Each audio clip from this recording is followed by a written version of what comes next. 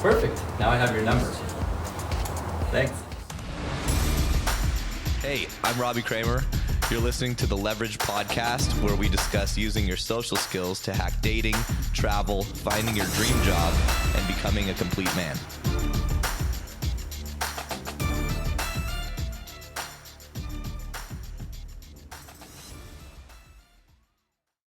Yo guys, we've got a slightly different sort of episode for you today. We recently rolled out a dating tracker tool and we designed it here in-house, and basically what it does is it keeps statistics and data on all of your approaches, whether that's online, day game, night game, social circle, it doesn't matter. You enter the data in and it spits out stats of how you're doing and as far as certain metrics. So we're going over one of the guys' results on this video call. Also, you'll get a lot more value by watching this podcast rather than just listening. So go over to innerconfidence.com/podcast and you can watch it right there on the site, or link to YouTube where you can watch it there. That way you can see the graphs and you can see exactly what we're talking about. So how's it going in Berlin? How's the week off of work and approach marathon working out? I burned myself out on Wednesday after that 29 in a row of boyfriends or not interested or underage. Well, how do you feel? Burned out? Well, you said something's different, right? Yeah, well, I mean, Like- statistically, I would assume so. Should we take a look at Charles's stats? Sure. Well, I mean, I already looked at them. Charles, you said 29 in a row. 29 in a row. Yeah. I thought Berlin was supposed to be where it's at. Yeah, yeah, Robbie can go in as an Go ahead. admin. I'm gonna impersonate you. Hold on. Nick made this cool feature for us, so we can log in told as me. you guys. You told me. Charles. Okay. Now we're good. So Yeah. These are my strict Berlin October results. And then if we can change the filter to do all of Berlin. so the Berlin one's in purple or white? Purple. Purple. The Okay. white ones show his overall stats. Purple shows what you're filtering for. Gotcha. Okay, so the thing that I always look for the most is converse, which is, did you get them to stop, right? And I was just talking about this on a coaching call I had with Eric Drifter, because his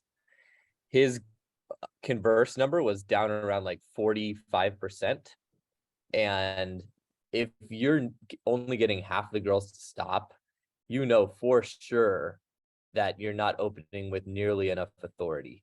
And if you don't open with authority, she's basically just gonna be like, this guy's a fucking pussy. And there's like the odds of that interaction going well, or the odds of any interaction going well, are drastically handicapped. So this is good. 80% is better than average. So it seems like you're approaching with some authority. And the tricky part is obviously like approaching with authority while still maintaining that you don't give a shit and Yeah. nonchalant. I've only had like 2 that actually have stepped around me. The other ones, it was an immediate, I have a boyfriend, and they weren't moving. So those are I consider approaches. Okay. So you're obviously on a bad streak as far as getting numbers, and that I think is probably just variance, right? Well, unless you're doing something drastically different. Nick had like a statistics explanation that said it wasn't variance.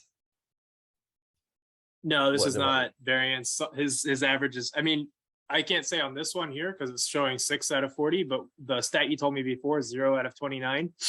If you do any kind of like confidence interval for like even 95% or whatever, it's like 95% sure that the actual underlying average is 10% or below.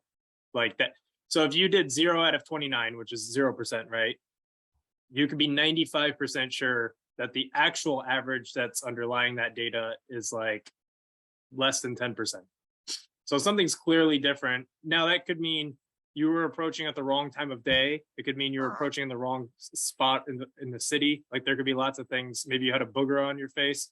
You know, it just means that the actual average, though, like that variance is not due to noise, is what that means. So there's Gotcha.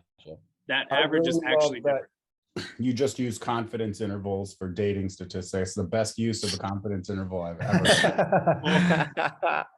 Finally, the We're, pretty AP stats class is paying off. Yeah, let's go Yeah. for the 98% though. I mean, fuck 95, right? I'm gonna add Three that soon. standard I've deviations. been thinking about. right? Yeah. Right? There's Is that like a yeah. p-value or something? Yeah. We're gonna add that soon. So you'll actually see that on the chart, probably in the next month or so. So you'll know if you're actually getting different results or if it's noise. Wow, Charles that's and pretty- Nick, you both work in tech. Yeah. Just curious. Anyway, continue the fascinating analysis here. Something Charles is doing is shitty. What do you think it is? I think he adjusted himself too much for Belgrade, and he's probably not. They're kind of like, you know, when people do too much of the same thing and then the approaches seem inauthentic because they're just kind of Mhm. robotic. Right. I suspect that's probably something to do with it. But it's hard to diagnose if I'm not like watching him do it. Well, it reminds like, me we of the don't have time video. where I got like 32 or 33 straight I have a boyfriends when I was the first time I'd ever approached on camera. This was back in 2007. I was a instructor for a company called Pickup 101, and I was trying to become a head coach, and I had to get a number close on hidden camera. And yeah, I went 1 for 34, I think was the actual thing, but you know, over 33. Which at the time I thought was just bad luck, but now after hearing Nick's confidence intervals, I think I was definitely doing something fucked up. Probably approaching in an inauthentic way, obviously just trying to get a number. The girls could smell that. You know, women are pretty intuitive. So they're gonna pick up on these subtle shifts in energy. You know, this shift from Belgrade back to Berlin. I mean, it's a pretty radical shift between, well, I haven't been to Belgrade in a while, but I know Serbian women are, you know, they're feminine, they're you know, they're a lot different than Germans and Western European girls, that's for sure. So Well, so I'm pretty sure a lot of them were boyfriends out of like the first line, because if I categorized it correctly, if you hook and swoop and they have a boyfriend, that would be a converse. So it would be like my opening line would be the problem if those aren't all boyfriends. Does that make sense? so you think your So- opening line is the reason? Maybe. What was your line? Hey, saw you just now. Thought you're really fucking hot. So I came over to come and talk to you, meet you, hit on you, flirt with you. Hey, I'm Charles. And that's what you're doing in Belgrade as well? That's what I was doing in Belgrade as well. It's also what I was doing in Berlin when I was there too. So I didn't change the opening line. I used to do risk embarrassing myself in Berlin in the beginning. And then I heard Nick's opening line and I like that a lot more, which is like basically what I just said. Motherfucker jacked my shit. Well, the Can I ask difference, a question? Authentic. And so like when I would approach people in Berlin, they would be like, what would you say? And then I would say, listen, I'm trying to hit on you. And then I stopped doing that because like I just took out the humor, I guess. that's more of an American humor sort of thing. Yeah. Jason, what's your question? It says here that 80% of the women you approached, you conversed with. Is that what that first purple line tells us? Yeah, in Yes. Berlin. They're in Okay, the so States. in Berlin in October, that's 80% of those that you approached that stopped to converse with you, correct? Correct. And then only whatever that is, 15% of those only you only got a number from 15% of them. Yeah. Okay. And of those, whatever, 65% responded to you. Yeah. Yeah. So does that look bad, or does it just seem weird that you had such a long streak of no's in a row? If you want to know what's average for somebody that's firing on all cylinders and doing everything correctly, those black lines are what R represents based off of Robbie and a bunch of other people's years of doing that. So you're only slightly below the average for getting them to stop. That looks good. I guess you're not getting a lot of numbers, which is what this all started at, but you're way above average for them responding when you do contact them. So I don't know anything about anything, but that tells me that, I don't know, it doesn't actually seem that bad. It seems like, I don't know, maybe just change your line, like Robbie was saying. I mean, they're stopping, and when you contact them, they're responding. So the problem is you're just getting a bunch of no's in a row. So, I don't know. Yeah. How many times have you used that line?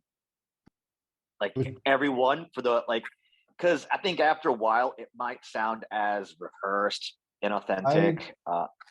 I use it Yeah. about 75% that, and 25% I'll do like, hey, not to be that guy that hits on you on X. So I think you should Charles, I think you should kill all hit on language. That's a very American sort of, Should I phrase. say flirt or meet? Because Meet. meet, okay, I can do Yeah, meet. I thought you were beautiful. I wanted to come meet you. Yeah, I like that. The fucking hot thing might turn off Europeans. I mean, not that I know, but just as a way to try like an A/B test. What if you For don't sure. crush Yeah. them, don't tell them you're hot? Yeah, Okay. I don't say the fucking hot thing unless I'm actually really inspired to say it. I don't use that in general. I use the fucking hot thing on like maybe 1% of the approaches I would do, and that was only Yeah. if she had like this, not like beautiful, elegant, but like slutty, tatted up sort of hot. Yeah. Mm. Like she Trashy I would hot. use that, yeah, kind of trashy hot. Like I could tell she was like a man eater, right? I Yeah. could tell she was like a dominant fucking bitch, and I was gonna like come over the top of her sort of like dominance by being more sort of direct and aggressive with that, if that makes sense. But calling every girl fucking hot and saying hit on them is definitely going to lead to a lot of resistance right off the gate in the form of I have a boyfriend, because it's very forward, Yeah, and and I feel like if you combine that with the fact that you've been doing it now probably over 100 times and it comes off as a little bit robotic, it's just very incongruous. 100% agreed. I use a play-by-play now. Like even the risk embarrassing line is getting contrived for me because I always Yeah. say it. yeah, you guys have to change the lines.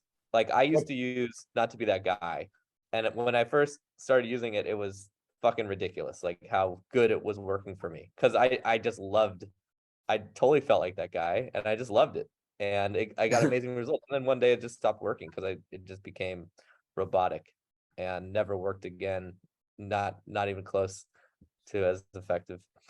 So you got to change the lines. You got to, you really want to, the more that the line can match your internal state, the more authentic it's going to come off, and the better it's going to land. And that's why I like the play-by-play the most, because it's, you're just generating authentic lines on the spot. And Charles, you've done enough approaches where you should be able to be like pretty good at that at this point, or you need to practice that more.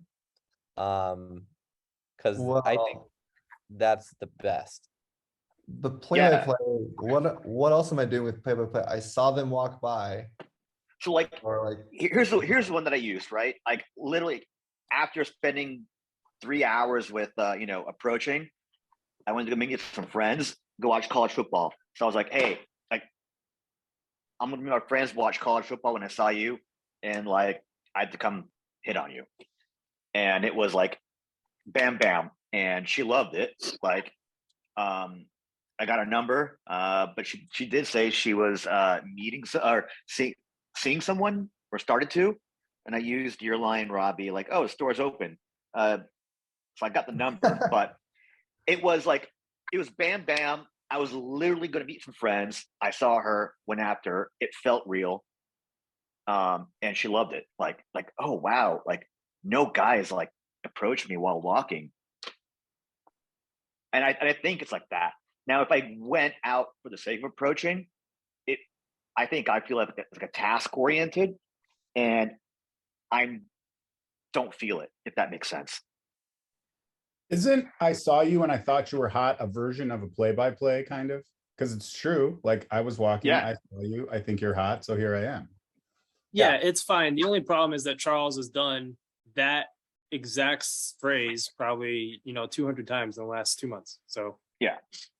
Who knows? I mean, I agree with these guys that saying hot and hit on is kind of like American lingo, but I feel like if you walk up to any woman and you say, I saw you walking over there and I thought you were really beautiful and I had to come over here to talk to you, it's a little more, what you would call it, just neutral. That is like, maybe if that lingo isn't landing, the more neutral would. Because every woman understands if you walk up to her and you're like, I thought you were beautiful and I wanted to talk to you. I think what we're trying to get at is that, like a sales pitch, right? Like if you make the same sales pitch 100, 200 times, it just feels robotic and monotone. Like you're just saying it for the sake, right? I think that's the issue. Like if you switch it up, like, have 5 or 6 different ones and keep alternating, it will be fresh. Isn't that right? Yeah, you could Nick even Robbins? play around with intentionally stumbling over your words. Because you don't even like that can be effective too. Like there's so many things you can do that just to mix it up. Like you could be like, hey, I saw you here. I don't know what to fucking say. You're cute. I'm Charles. Like, there's yeah. So throw away all the role play stuff. Like don't have it perfect. Just stumble over words the and important thing is that you're authentic and you're nonchalant and you're not making it a big deal. Like you're trying to transfer a good emotional state over to her, right? So if you're in a good emotional state and you're chill and you're fun and you're forward, she's gonna feel like she's gonna be like, oh, I like this energy, right? It's like an energy transfer. But if your energy is like, I gotta get these lines right and make sure I follow the role play, and you're like in your head, that's also gonna transfer, and that's not gonna be fun. So your state matters more than anything else, right? So whatever you can do to put yourself in state and to generate the best state is always going to be probably the best way forward. 100%. My best ones are when I'm doing something I see, like when I'm running or walking, and when I see them, I go, and then I come from a good state. Now, if I go out for the approach, I'm not in a good state, and it doesn't go well. That's me If personally. you're in a bad state, the trick is to use that bad state to get out of it. So a couple examples. Charles, if you got 29 boyfriend responses in a row, go up to the next girl and be like, hey, I just hit on 29 girls and they all told me to fuck off. You're number 30. Can you tell me to do the same thing? And she's probably gonna laugh. And that'll improve your state, right? That's what I did at a bar one night. Like I was getting rejected, blown out time after time. So I went up to her, I'm like, hey, can you just save me the trouble and just immediately tell me to fuck off? So, because the last 29 girls I talked to just told me to do that. So that'd be I think easier if you do that, tell me to fuck off. Huh? If you do that during day game, though, I think you'll just confuse her. Yeah, you'd have to phrase it differently. You'd have to say like, hey, this is super random, but I just went up to like 29 girls to try to ask for their phone number and they all told me no. I'm trying to get to 30. Can you be number 30? And the point is not, even if you do confuse her, it's fine. The point is it's a social freedom exercise for you. right? And it's not really a social freedom exercise. It's more of a state changing exercise, just to kind of get you out of the funk. It's not going to be effective, that's for sure, but it might fix your mood, and that's what you're going for. Because if you're trying to approach when you're in a really bad mood, it isn't very effective. Although one thing I did in the past too was I noticed I was like getting a lot of, oh, that's so sweet, sorry, I have a boyfriend, like kind of like these pity, blow offy, but also like a little bit condescending. I just felt like I was giving my power away on my approaches. So I Mhm. started approaching, and I was in like a grumpy mood. So I just started approaching in that mood, and by just being like more of like a confrontational dick. Like, hey, I saw you. I'd risk embarrassing the fuck out of myself to come talk to you. I'm Robbie. Like, no smiling, that sort of piercing, like, it's wasn't aggressive, but I don't know how you would describe what I just did. But that was way more effective that day than the usual like friendly, playful stuff I was doing. I don't see how that would work. I mean, I know you're saying that it worked, but I have trouble believing it, Yeah. right? Like being not Like almost I was annoyed. I was like annoyed, right. like, hey, I saw you. I had to risk embarrassing myself to come meet you. I'm Robbie. Like that. And it worked. It shockingly worked. I think I did 6 and went 5 for 6. 5 or 6 numbers. Yeah, 5 out of 6. And I did 10 before that. I might have even been with Amish that day. I think we were together in New York. It was right before the Complete Man workshop. Were you there for that, Amish? It was like May of like 2000 something, 2015. I'm pretty sure I was, right? I kind of remember you being there. It was like DJ, you, Max, Big Maximilian, or not Maximilian, Maximus. What the fuck do you call himself? Anyways, but I'm just saying, try different shit, like mix it up. Do you speak German at all? I'm learning. Yeah, I mean, look, this is just for me personally because I love foreign language, and I honestly have never really had any kind of success to speak of with an American girl at all. But any success I have had has always been with foreign women.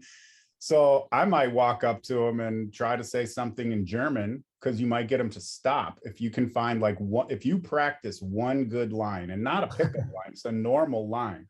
Like the first thing you could say is, in good German, hey, I don't speak German very well, but, and then switch to English. I mean, I don't know, I'm just spitballing, but I would do something like that only because I like foreign languages. And I found that if you try to learn one good phrase and you practice it and it sounds good, people will just answer you back in German, which then of course you won't understand shit, but you can switch to English, but it might just be a way in. I don't know. I mean, when you stop people on the street in Germany and you're like, hi, I saw you from walking over there, do any of them say like, and tell you in German they don't understand what you're saying? One did, and I kicked myself later for not going through the effort to just learn, I thought you were cute, hot, something in German. Because that's the one phrase I should effingly know, and it shouldn't be that hard to know. That might be really endearing to people if you learn just how to say that one thing. I mean, I don't really know anything about Germany. When I was in Greece, if you say anything, they're like, oh my God, you learned Greek, you're so amazing. If you're in France and you speak French, they'll just answer you in English anyway. But it's probably different everywhere, but it's just a thought. Throw in a couple phrases in German. I mean, I'm not suggesting you learn German. I mean, that's gonna be hard, but maybe a couple things. Yeah, I think that's good advice. Also, you can, like, if this will put you in a better mood, you could even do like the approach where you ask for like, hey, do you know how to get to this one specific place? If you say like Starbucks or somewhere like that, then usually it'll be too short. But like, hey, can you help me? I'm trying to get to this one specific place. And then as they're looking, be like, just kidding, I just wanted to come meet you. You're cute. Yeah, I've been wanting to try that. It also doesn't sound hard. I just have not avoided it because I think Nick put knocked on the head that I don't change things up. I have like a storyline, and I just always use it. And maybe it's robotic now. That would be my guess, but be a scientist, go out, test different things. Obviously, something you're doing is not working, but the rest of the stats don't look bad. You're better in some, worse in others. Agreed to date. That one doesn't look. Well, for I mean, these girls that you can't judge it based on these stats here because it's like roll over those, Charles it's Robbie. or Robbie, roll over them. 1 out of 4. You're talking about 1 out of 4. That's like not Right. enough to generate any kind of actual analysis. 3 of these girls are going on holiday for a week and 2 weeks and 2 weeks and a half. How do I change the filter again? I go here. No, go to the gear sign on the right, bottom right. Here we go. What are you trying to change it to? I want to look at Belgrade. The overall Belgrade results the right one, Charles. Yep. So this is Belgrade compared to everything, right? Yeah. Oh, yeah, you did better in Belgrade, it seems like, then. Yeah, I improved. Well, the thing that I was improving was the agreed to date. Before it was like 22%, and by the end I got it to 40. So at the end, I was doing something right. Because like that, if you're doing averages, then I was doing like 60%. So I did improve in Belgrade. And I'm happy I did. I want to make sure our par is right for that agreed to a date. This is all of your stats of all time, right? Yeah. Go to the gear again. I'm not sure what you're showing. It might be. Yeah, I think it is. I think this is no filter. Yeah, so that's all stats all time. So your agreed to a date is pretty low as well. Well, it was low because I had a lot of these going on in Ukraine, and I got to the point where I was approaching a lot, but I would just not spend any time on the texting. I'd basically just go straight to hey, it's that guy from the street. And then if they responded, I would go, I'd ask them out because there was very little to talk about with people that barely spoke English. So I just kind of shot my shot way too early and didn't pay attention to really trying to improve my text game, which is why that's probably the lowest stat I had of everything. And once I realized, hey, this kind of sucks, and I was in Turkey and I spent more time on it, I was actually able to kind of improve it. But that's kind of why I think that one was so low. Who else has really good stats? I think by really good, he means just a lot of data points, right? And they do a good job. Oh. Someone like Dan. You should probably look at Fernando. Fernando was approaching a ton back in the day. Yeah. And I think he was tracking relatively well. Okay, so he's above. Wow. All right. I was worried that my par was off, but definitely not. Cool. 350, yeah. Got contact info. Man. Okay. Interesting. Yeah, everybody's kind of around the board there. Some people are higher in some categories than others, but it seems like everyone pretty much gets those same high points. Yeah. Okay, good. So our pars are good. At what approach do you think it will become significant from a sample size to do any kind of analysis? You can't say because it depends on what your confidence interval is. Whether you're doing like a 99, 95%. It also depends on what kind of type of confidence interval you use, because I've been looking at this recently and there's a few ways to judge that. Also, the tightness of the interval will be a lot wider if you're at a 50%, and it'll be much narrower if you're closer to 100 or 0%. So all of this affects it. Basically, just give me a few weeks and I'll put it into the approach tracker where it'll show you that kind of bar. So you'll know kind of how useful that average is and what your range is. Yeah, but I'm just talking from like 200 approach mark, then that would be good enough to look at. I think I'm like so a 50 right now.